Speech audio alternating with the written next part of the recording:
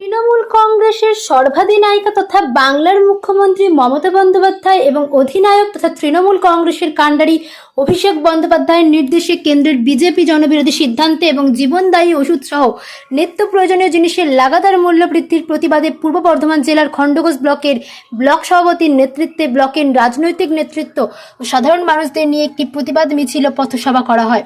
প্রতিবাদী মিছিলটি বোয়াইচণ্ডী মায়ের মন্দির সংলগ্ন এলাকা থেকে শুরু হয়, শেষ হয় বোয়াইচণ্ডী রেল স্টেশন সংলগ্ন এলাকায়। মিছিলে উপস্থিত ছিলেন পূর্ব বর্ধমান জেলা পরিষদের অধ্যক্ষ তথা খণ্ডঘোষ ব্লক সভাপতি অপার্থিব ইসলাম, জেলা পরিষদের জনস্বাস্থ্য ও পরিবেশ দপ্তরের কর্মাধ্যক্ষ বিশ্বনাথ রায়, খণ্ডঘোষ পঞ্চায়েত সমিতির সভাপতি মীর শফিকুল ইসলাম, খণ্ডঘোষ ব্লক যুব তৃণমূল কংগ্রেসের সভাপতি শুভেন্দু কুমার পাল, খণ্ডঘোষ পঞ্চায়েত সমিতির পূর্ত কর্মাধ্যক্ষ অনাবির ইসলাম, খণ্ডঘোষ পঞ্চায়েত সমিতির কৃষি সেচ ও সমবায় দপ্তরের কর্মাধ্যক্ষ বিদ্যুৎকান্তি মল্লিক, বিভিন্ন গ্রাম পঞ্চায়েতের প্রধান উপপ্রধান সহ সকল শাখা সংগঠনের সভাপতি, অঞ্চল সভাপতি এবং এলাকার তৃণমূল কর্মী সহ এলাকার সাধারণ মানুষজন। অপার্থিব ইসলাম বলেন, কেন্দ্র সরকারের বিভিন্ন নীতিতে সাধারণ মানুষের নাভিশ্বাস উঠেছে।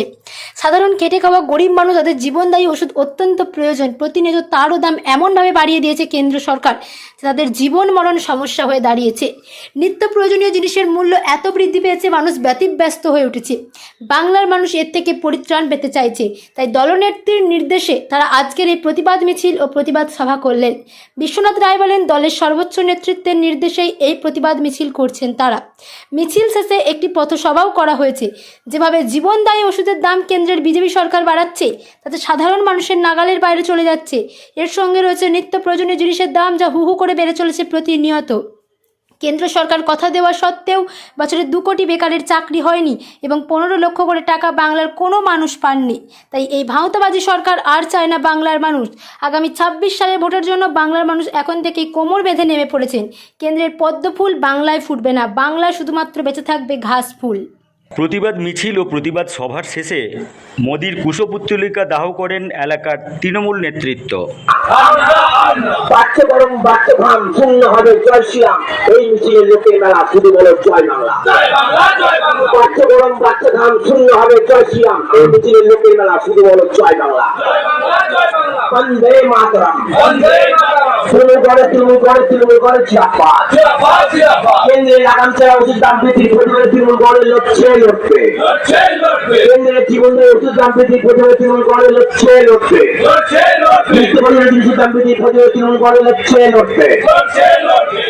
রাজ্যের মুখ্যমন্ত্রী মেরুদণ্ডহীন হয়ে কেন্দ্রের সঙ্গে লড়াই করার ক্ষমতা রাখেন না।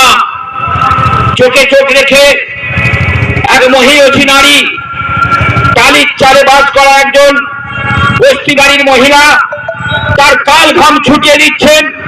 তাই তো তিনি বারে বারে ফ্লপ হচ্ছেন, বারে বারে ব্যর্থ হয়ে 2021 সালে ব্যর্থ হয়েছেন, 2024 সালে ব্যর্থ হয়েছেন। যখন দেখছেন লড়াই করে মোটেই পারা যাচ্ছে না, মানুষকে জীবনে মেরে ফেলতে পারলে তবেই আমার শান্তি হবে। আর বাংলাটাকে যদি দখল করতে পারি, তাহলে আর বলার কেউ থাকবে না ভারতবর্ষের বুকে। একাই আমরা লুটে ফুটে খাবো, একাই বিক্রি করে দেবো গোটা ভারতবর্ষটা। তাই তিনি আজকে এই পন্থা নিয়েছেন। জাল ওষুধ আজকে জানবেন, এই জাল ওষুধ তো হচ্ছে, ওষুধের মূল্য বৃদ্ধি তো হচ্ছে। অরিজিনাল ওষুধের একটা বাক্সে 10টা স্ট্রিপ আছে, সেই 10টার মধ্যে 3টে পাতা জাল আছে, 7টা পাতা আসল আছে। তাতে কিন্তু আমাদের যে দোকানদার ভাইরা, মেডিসিনের যে দোকানদাররা আছেন, তাদের দোষ নাই। তারা কি করবেন? তারা কোনটা নকল কোনটা আসল কি করে বলবেন? তারা তো কোম্পানির ঘর থেকে নিয়ে আসছেন। আজকে সেই পন্থা নিয়েছেন, কারণ তিনি নিশ্চিত জানেন যে 2026 সালে যদি আমরা এখানে ভালো ফল না করতে পারি, তাহলে আমাদের অনিবার্য কেন্দ্র থেকে হেঁটে যেতে হবে। এটা সারা বিশ্বের সংস্থা বলে দিচ্ছে, সমীক্ষক সংস্থারা বলছেন যে মোদী সরকার একটা জনবিরোধী সরকার, সমাজ বিরোধী সরকার। আমি তাই এখানকার সমস্ত মানুষ আছেন, মা বোনেরা আছেন, এখানে পথ চলতি মানুষ আছেন, দোকানদার আছেন, কালকে আমাদের শুভ রামনবমী, আমি আগাম শুভেচ্ছা এবং অভিনন্দন জানাই। আর বিজেপির বন্ধুরা ভাবছেন অনেকে বসে যে কালকে রামনবমীকে লক্ষ্য করে হয়তো অনেক রকম অশান্তি ঘটাবো, কিন্তু বিজেপির বন্ধুরা তোমরা জেনে রাখো যে রাম তোমাদের বাবা একার নয়, রাম সারা ভারতবর্ষের, রাম সারা বিশ্বের। তাই তোমরা আজকে সাম্প্রদায়িক দাঙ্গা লাগাতে পারবে না। আমরাও বার করবো রামনবমীর মিছিল, আমাদের ছেলেরাও বার করবে রামনবমীর মিছিল। বাংলায় গড়া সেই সৌহার্দ্য সম্প্রীতিকে নষ্ট করার জন্য আজকের দিনের স্বপ্ন আমরা অনেক দেখেছি। আমাদের পেটের ভাতের 100 দিনের কাজ তারা বন্ধ করে দিয়েছে, আমাদের বাড়ির মাথার ছাদের টাকা তারা আটকে দিয়েছে। এরপর আমার বাবাকে, আমার মাকে, আমার অসুস্থ সন্তানকে, আমার অসুস্থ দাদাকে, অসুস্থ মাকে সুস্থ করার জন্য যে জীবন দেয় ওষুধ, সেখানেও থাবা বসিয়েছে কেন্দ্রের বিজেপি সরকার। সেই 100 দিনের কারিগর নরেন্দ্র মোদী, তার বিরুদ্ধে আজকে প্রতিবাদ।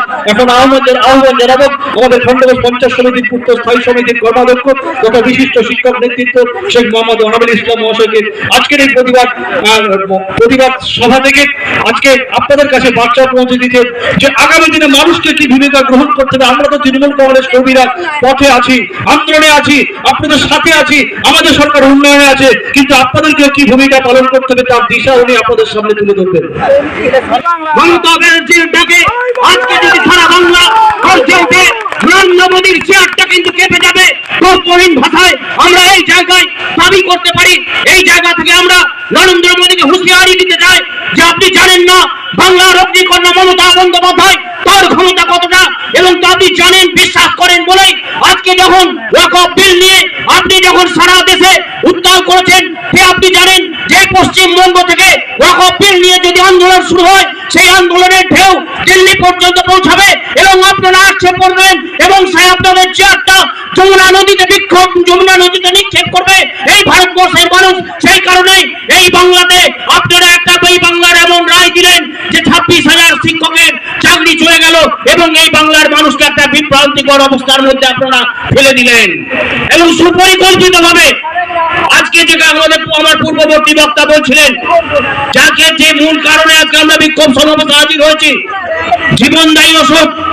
আমরা জানি আজকে আমাদের বাংলার মানুষ তারা আগে নিজেরা ঠিক করে যে তার ওষুধ কেনার পয়সা আছে কিনা, তারপরে খাবারটা গ্রহণ করে, নয়তো সে শারীরিক ভাবে অসুস্থ হয়ে পড়বে। সেই সমস্ত জীবনদায়ী ওষুধগুলোকে মূল্য বৃদ্ধি করে দিয়েছে, সেই জীবনদায়ী ওষুধগুলো নাগালের বাইরে চলে গেছে।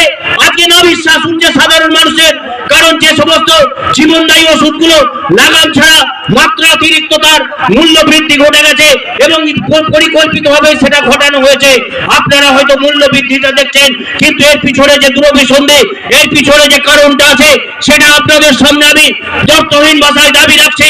কারণ আমরা এর আগে শুনেছিলাম যে ইলেকট্রনিক বন্ডের কথা, এই যে ওষুধ কোম্পানিগুলো আছে, এই ওষুধ কোম্পানিগুলোর পিছনে ইডি এবং সিবিআই লেলিয়ে দিয়ে এই কোম্পানিগুলোর কাছ থেকে কোটি কোটি টাকা মুনাফা এই বিজেপির সরকার, এই বিজেপির প্রধানমন্ত্রী, এই বিজেপির স্বরাষ্ট্রমন্ত্রী তাদের কাছে মুনাফা লুটে তারা ভোটের জন্য, ভোটের বৈতরণী পার করার জন্য তারা এই টাকাগুলোকে কুক্ষিগত করেছে।